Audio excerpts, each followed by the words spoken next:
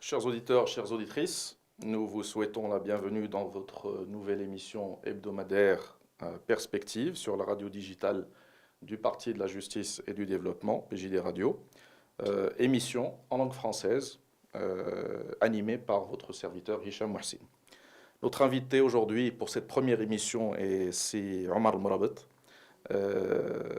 responsable du Parti de la Justice et du Développement en France, président de la Commission des Marocains résidant à l'étranger au sein du parti et membre du conseil de la communauté marocaine à l'étranger. C'est Omar. Salam alaikum, marhaba bik. Alaikum salam, merci pour l'invitation.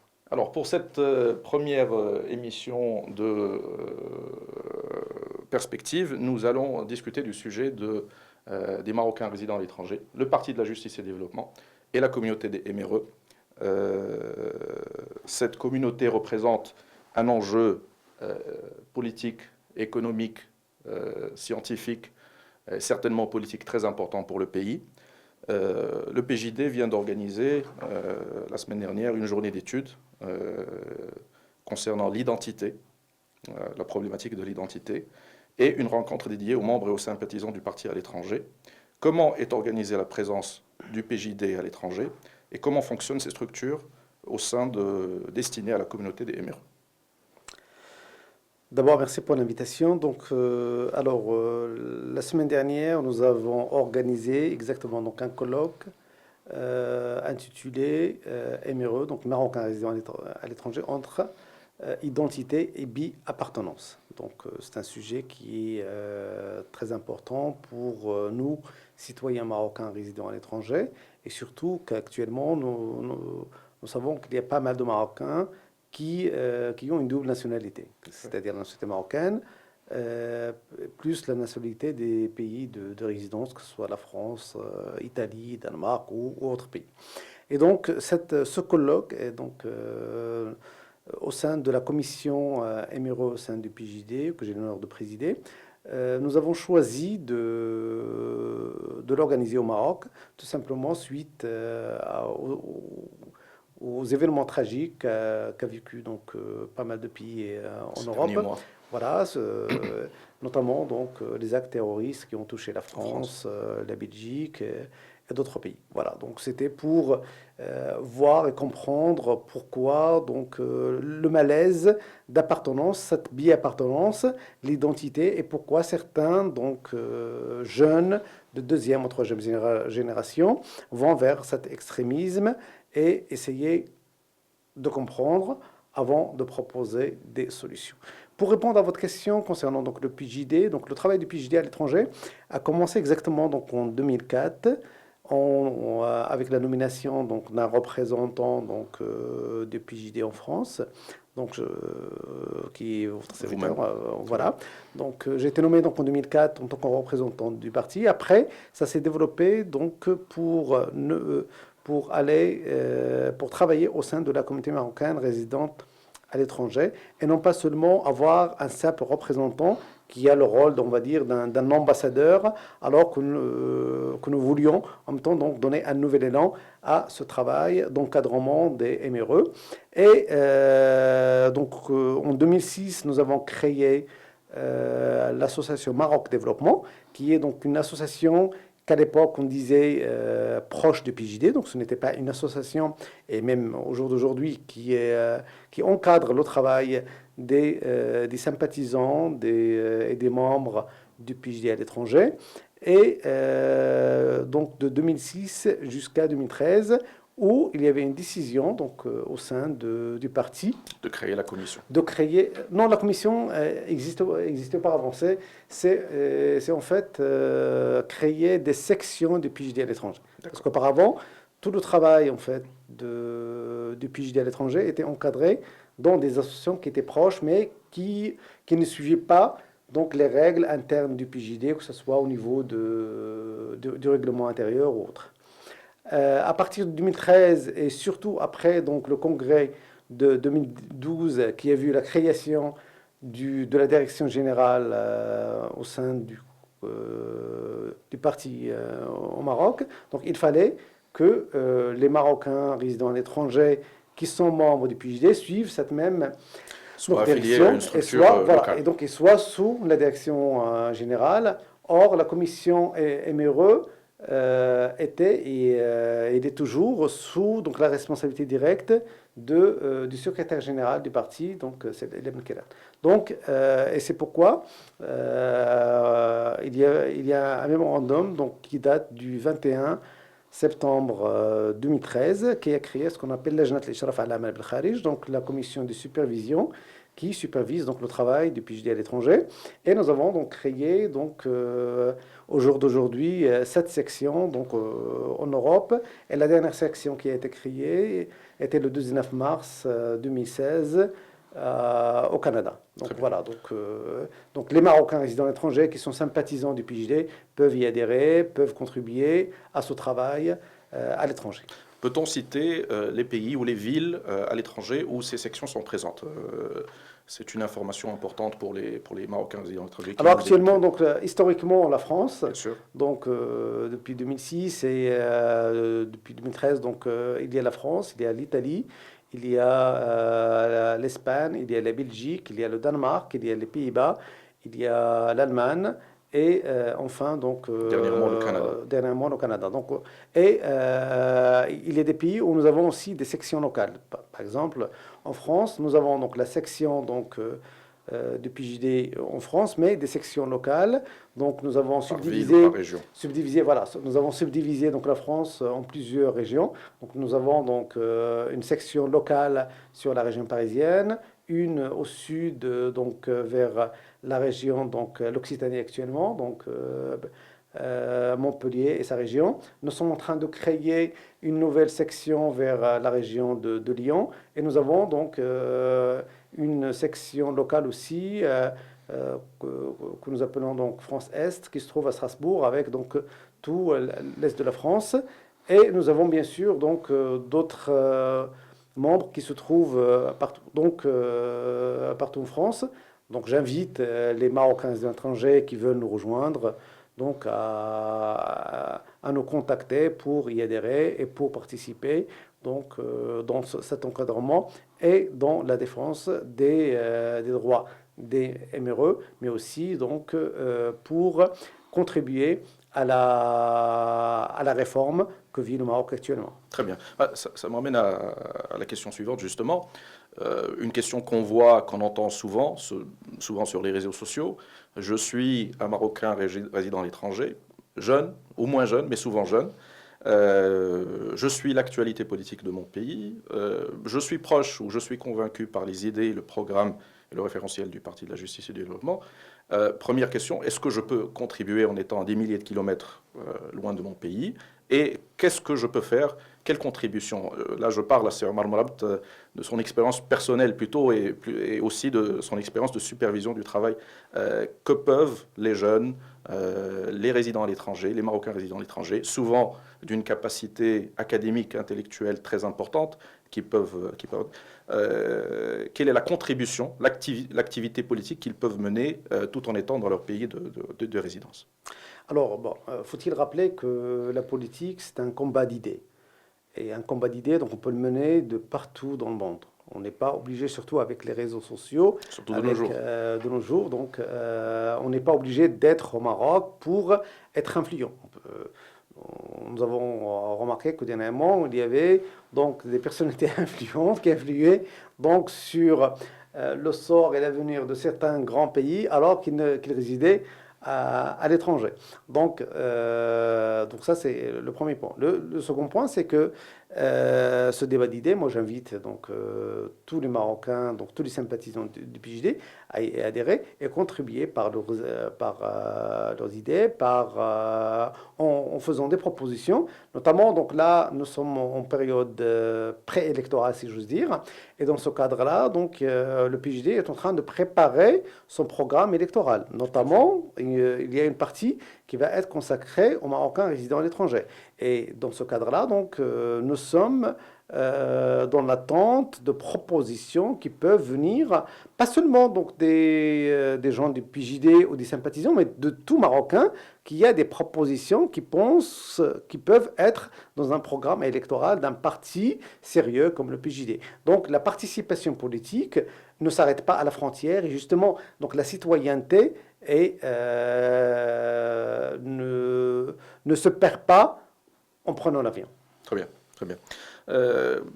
Une question qu'on entend souvent, l'activité des partis politiques de nos jours, ou dans le passé au sein de la communauté marocaine, surtout historiquement dans les années 60, 70, 80 en Europe, est-ce que l'activisme politique ou la présence de partis politiques marocains au sein de cette communauté, donc de partis politiques dont le PJD, ne peut pas être considéré ou est considéré par certains comme un frein, un obstacle à l'intégration de ces Marocains dans leur pays d'accueil. Quelle serait votre réponse à cette objection?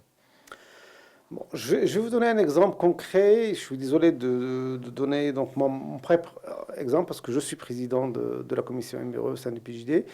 Je suis en même temps donc maire adjoint dans ma ville. Donc je joue ma double citoyenneté pleinement. Donc je ne vois pas quelle contradiction si on arrive à acquérir la citoyenneté, donc la nationalité d'un pays, donc du pays hôte, c'est pour être un citoyen comme les autres et non pas se dire voilà je suis citoyen mais puisque je suis d'origine marocaine donc ma citoyenneté est limitée. Non, cette citoyenneté est complète. Par contre donc il faut pas rentrer dans des contradictions, c'est-à-dire je ne peux pas donc être parlementaire en France et parlementaire au Maroc, je peux pas avoir des mandats électoraux dans deux pays différents. Par contre donc en tant que citoyen je joue et j'ai presque le devoir je peux dire donc de jouer cette citoyenneté pleinement et de se dire que voilà donc par contre il faut être très clair dans ses idées. C'est-à-dire, moi, en tant que Marocain, je défends donc les principes de l'État marocain sur lesquels il y a une unanimité de la nation marocaine. Mais quand je suis en France, je défends donc les intérêts du pays de pas seulement les intérêts, mais aussi défendre les idées, les principes de la République française. On peut pas être, sachant qu'en France, on peut être royaliste et français. Nous trouvons des royalistes en France. Maintenant, moi, je parle de ce qui fédère la nation française, comme fédère donc la nation marocaine. Et dans ce cadre-là, donc, avoir des idées très claires et se dire et avoir un positionnement qui n'est pas contradictoire, sans avoir donc d'ambivalence entre les idées. On revient un petit peu au sujet de l'identité. Je sais qu'une des conclusions du colloque qui a été organisé sur l'identité, c'est qu'aujourd'hui on vit dans un monde où il y a une identité pluridimensionnelle. C'est un peu ce que vous venez d'expliquer pour l'activisme politique aussi. On peut être activiste sur son pays de résidence comme sur son pays d'accueil, les enjeux étant souvent différents.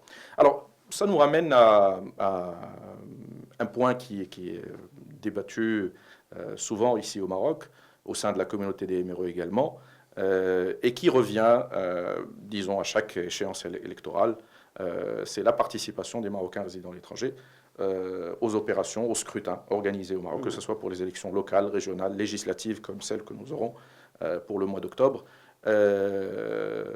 J'aimerais qu'on discute de ce point. Qu'est-ce qui a été fait sur ce point, Sir Omar, après quelques minutes de pause. Merci.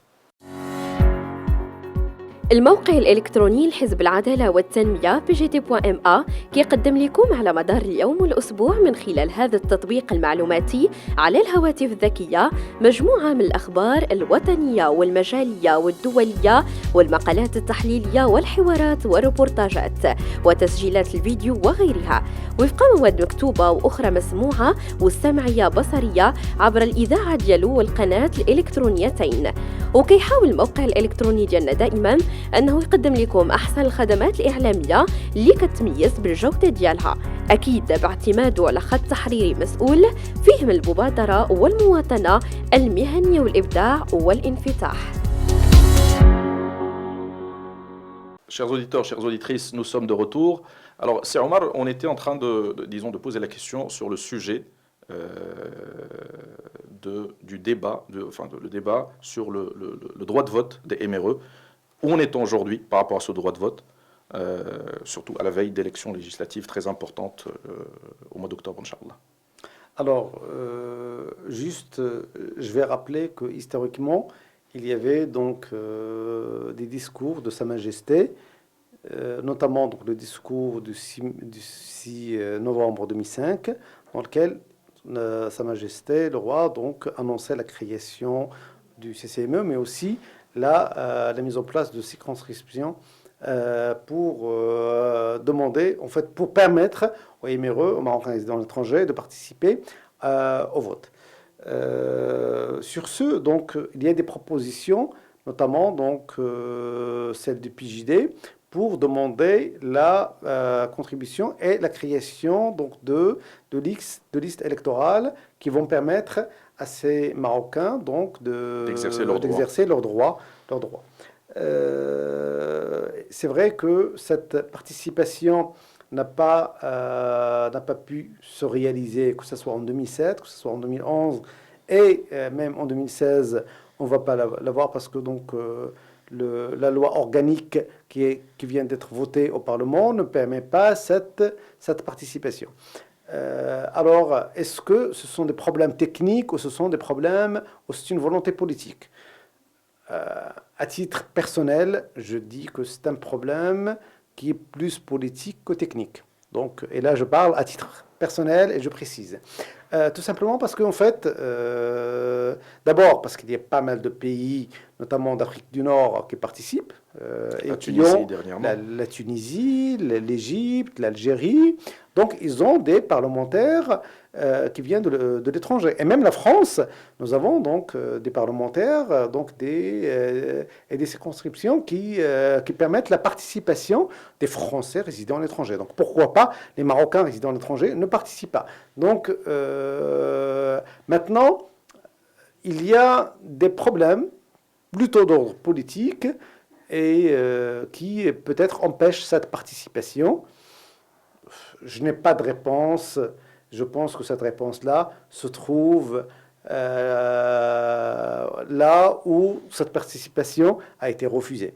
Maintenant, les partis politiques marocains, il y a une grande, je ne vais pas dire un consensus, mais presque, des grands partis politiques qui appellent à la participation des maires. Donc le PJD, bien sûr, nous avons proposé au sein de la commission une liste de 40 députés, à l'instar de la liste des femmes et des jeunes. Donc créer, voilà, donc une liste qui permet donc aux MRE d'avoir leur propre liste. Il y a d'autres partis politiques, notamment le PPS, l'Istiqlal, l'USFP, qui proposent aussi, donc, qui ont des propositions réelles dans ce domaine-là. Et dernièrement, donc justement, donc, il y avait une délégation des partis politiques, des associations proches des partis politiques marocains qui sont structurés à l'étranger, qui a visité le Maroc. Et cette délégation donc, a rencontré pas mal de partis politiques. Et la réponse, il n'y a aucun parti politique qui a refusé cette participation. Leur accord de principe. Pour dire qu'il y a un accord de principe. Maintenant, quand est-ce que ça va être réalisé? C'est à voir. Très bien. Une question d'ordre pratique. Dans la situation actuelle où le vote à l'étranger n'est pas possible, la question que se posent plusieurs Marocains résidant à l'étranger, est-ce que quand même ils peuvent voter aujourd'hui et quels sont les moyens de voter pour un Marocain qui est résident à l'étranger? Oui, bien sûr. La citoyenneté marocaine donc, peut s'exercer notamment à travers le vote. Et la Constitution, l'article 17, est très clair dans ce domaine-là.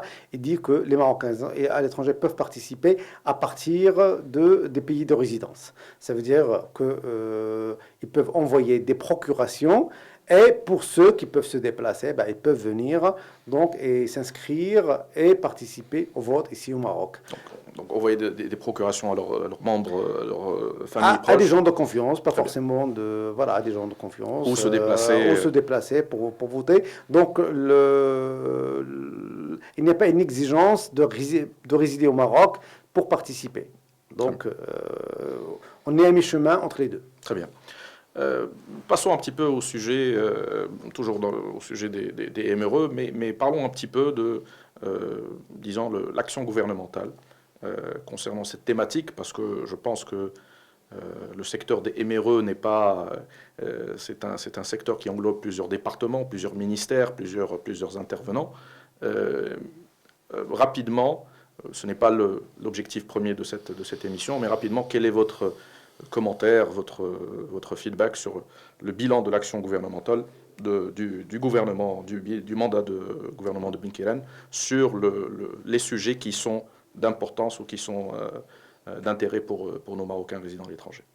Je vais pas donner mon propre feedback, mais plutôt un ressenti général. Le ressenti général, c'est que donc il n'y a pas, peut-être le gouvernement Ben Kirane a fait des efforts, mais ce n'est pas assez pour ces MRE. Donc, il y a des secteurs et des axes sur lesquels il faudrait travailler d'une manière directe et revoir peut-être la stratégie, mettre en place une stratégie globale, une nouvelle approche pour gérer les MRE à l'étranger. Je peux donner des exemples, notamment donc sur l'axe de l'encadrement religieux. Moi, quand je vois des Marocains de deuxième génération, troisième génération, malgré qu'ils portent la nationalité des pays de résidence, mais ils restent des Marocains, et qui sont donc des terroristes, ça fait mal au cœur.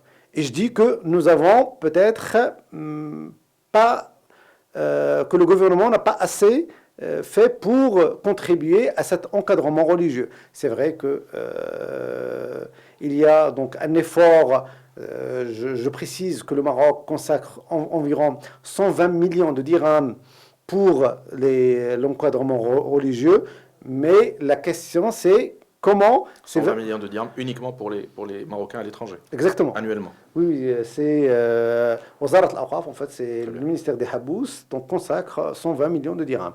Et ces 120 millions de dirhams, on ne les voit pas vraiment, et on ne voit pas comment ils sont distribués et dispatchés de telle manière à avoir, donc, on va dire, un retour sur investissement qui est équivalent donc à cet argent qui sort du Maroc. Un encadrement effectif. Voilà, un encadrement effectif et surtout donc un encadrement qu'on voit sur le terrain. Donc, et pour moi, il y a un échec sur ce point-là. Le deuxième point, qui est un échec total par et tout le monde donc est unanime là-dessus, c'est l'apprentissage de la langue arabe. Nous remarquons que la plupart des Marocains résidant à l'étranger, quand ils veulent apprendre l'arabe à leurs enfants, ils les ramènent aux mosquées. Et nous savons que les mosquées là-bas, en fait, en général, ce sont des bénévoles qui n'ont pas de bagages, qui permettent vraiment donc un apprentissage professionnel de la langue arabe. Et pourtant, il y a, je pense, environ 380 professeurs qui sont envoyés par la Fondation Hassan II. Et moi, dans le cadre de CCME et dans le cadre de l'association Maroc Développement, nous avions proposé un redéploiement de ces professeurs. C'est-à-dire, nous avons 380 professeurs qui sont là, ici, dans l'air, en train de travailler et d'apprendre la langue arabe à des enfants qu'on ne voit pas. L'idée, c'est en fait de faire un contrat avec des associations marocaines des MRE pour leur mettre à disposition ces professeurs avec un contrat. Impliquer la société civile. Voilà, exactement, et impliquer la société civile marocaine à l'étranger dans ce travail-là. Le troisième échec, c'est en fait la réussite scolaire. La majorité des enfants des Marocains résidant à l'étranger, surtout de la première génération, ne sont pas allés très loin dans leurs études. Et je trouve que c'est vraiment dommage pour le Maroc. Très bien. Je pense que ce sujet mériterait... Il y a des points positifs. Je terminerai. Il y a des points positifs. Il y a la création des centres culturels. Il y a un effort. Le premier centre culturel en France qui est en construction. Voilà, mais je trouve que ce n'est pas assez et que les MRE méritent mieux. Très bien. Je disais, ce sujet mériterait une émission spécifique parce qu'il y a plusieurs tenants aboutissants. Il y a le dossier des investissements, des facilités à l'investissement, le volet économique notamment. J'espère qu'on pourra y consacrer une émission dédiée. Dernier point, c'est Omar. L'actualité sur l'intégrité territoriale du Maroc a été très, très riche ces derniers mois, ces 2 dernières années.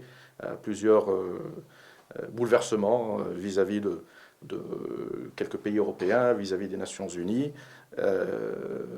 Il y a eu des efforts, je sais, de la part du ministère de la Communication pour avoir un effort dédié vers les jeunes pour les former sur la défense de la cause marocaine sur les réseaux sociaux notamment et sur les plateformes digitales.